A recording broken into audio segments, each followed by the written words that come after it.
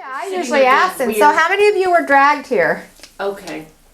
I mean, I usually bring it up, and so they'll, raise their hands, how many of you were forced to come with your wife or whatever, and usually they'll raise their hands. And even just in that acknowledgement, I usually try to lighten it.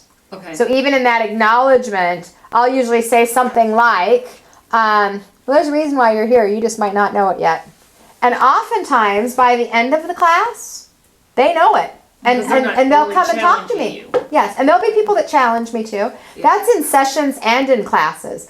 It depends on the class. If I feel like there's value in,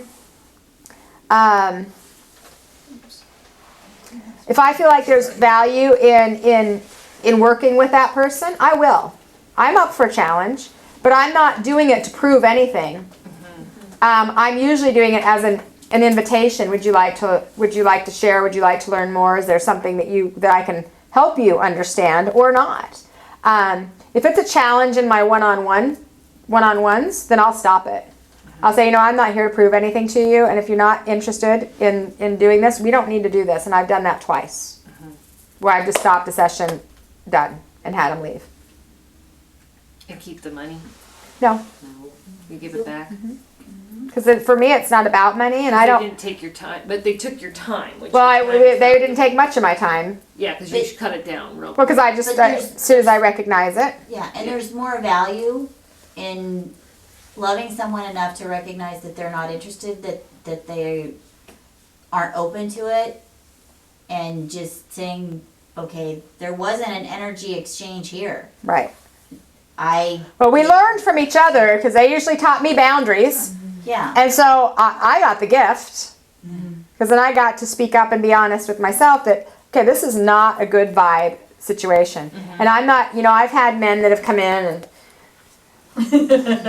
yeah. But there's a difference. I can and I can tell that. If I feel like there's nothing for me to offer and they just prove it to me, and there are people that want that, then I'll explain to them how I work, and usually they'll soften.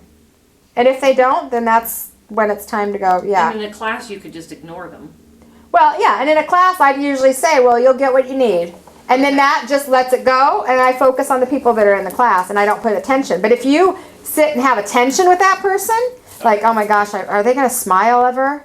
I mean, I've had that. In classes, there's an interaction, connection, and when you're in a group, I remember being in the library in one of the first events I did so many years ago, and there was one lady that just sat like this the whole time, and I was like, and I kind of had this idea in my head of, well, if I do a good job, then by the end of it, she's going to have her arms moved and she's going to smile. Yeah.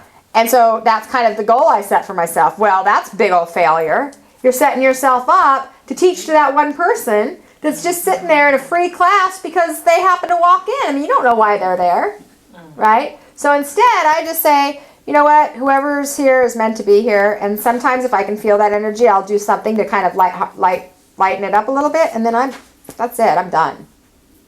I'm going to focus on the other 50 people that want to be here. Or 3. Yeah. Whoever it is. I'm sorry.